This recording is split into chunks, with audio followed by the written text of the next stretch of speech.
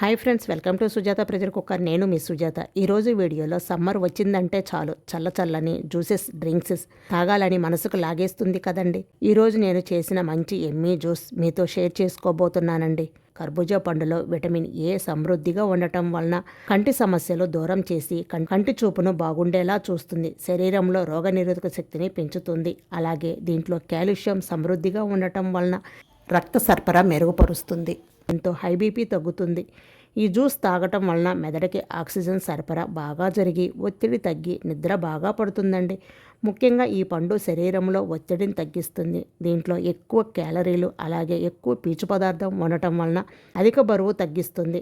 ముందుగా ఇక్కడ ఒక కర్బూజా పండును తీసుకొని శుభ్రంగా కడిగి తర్వాత పైన ఉన్న తొడుము భాగాన్ని ఇలా వీడియోలో చూపిస్తున్నట్లుగా కట్ చేసుకుంటున్నాను. అంటే రౌండ్గా ఇలా కట్ చేసుకోండి. మీరు కావాలంటే పైన ఉన్న తోలు తీసేసుకొని ముక్కలుగా కట్ చేసుకొని తీసుకోవచ్చు. నేను ఇక్కడ పైన ఉన్న తొడమ భాగాన్ని ఇలా రౌండ్గా కట్ చేసి తీసుకుంటున్నానండి.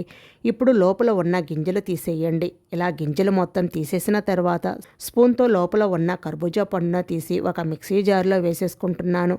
ఇలా మొత్తం కర్బూజా పండును మొత్తం తీసి మిక్సీ జార్లో వేసుకోవాలి.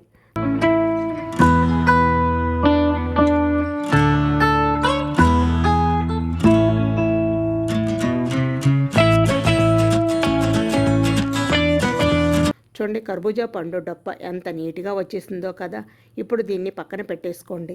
తర్వాత రుచికి సరిపడినంత పంచదార లేదా బెల్లం కూడా వేసుకోవచ్చు. 2 లేదా 3 స్పూన్లు వేసుకొని ఇందులోనే 1 కప్పు పాలు, 1 కప్పు వాటర్ పోసుకొని మెత్తగా గ్రైండ్ చేసుకోవాలి. మీరు మొత్తం పాలతోనైనా చేసుకోవచ్చండి. మీకు కావాలంటే మొత్తం పాలతోనైనా చేసుకోవచ్చు. నేను ఇక్కడ పాలు 2 కప్పులు యాడ్ చేస్తున్నానండి. తర్వాత మెత్తగా గ్రైండ్ చేసుకోండి.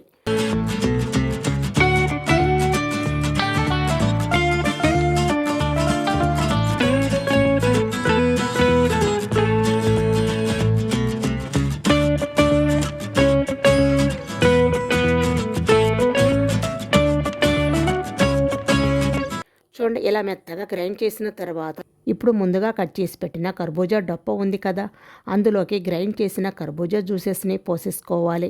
మీరు గ్లాసుల్లోనైనా పోసుకోవచ్చు. ఇలా మొత్తం పోసేసుకున్న తర్వాత ఇప్పుడు ఇందులోకి కొన్ని ఐస్ క్యూబ్స్ వేసుకోవాలి. ఐస్ క్యూబ్స్ వేసుకోవటం వలన జ్యూస్ అనేది చల్లగా బాగుంటుంది. లేదా ఫ్రిడ్జ్లోనైనా పెట్టుకోవచ్చు. తర్వాత కొన్ని సన్నగా కట్ చేసి పెట్టుకున్న కర్బూజా ముక్కలు కూడా వేసుకుంటున్నానండి. మధ్య మధ్యలో తాగుతున్నప్పుడు తగులుతూ బాగుంటుంది.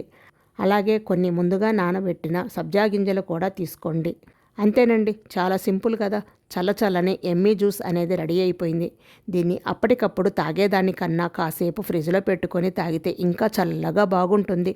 లేదా పండును ఫ్రిడ్జ్లో పెట్టి ఇలా ఇన్స్టెంట్గా తాగితే కూడా ఎంజాయ్ చేయవచ్చు. పిల్లలు పెద్దలు అందరూ చక్కగా ఎంజాయ్ చేయొచ్చు. ఈ జ్యూస్ తాగటం వలన ఎన్నో ఆరోగ్య ప్రయోజనాలు ఉన్నాయి కదండి.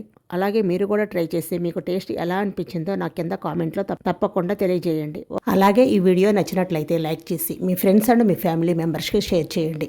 ఓకే ఫ్రెండ్స్, మరిన్ని లేటెస్ట్ వీడియోల కోసం సుజాత ప్రెజర్ కుక్కర్ని తప్పకుండా సబ్స్క్రైబ్ చేసుకోండి. Thank you.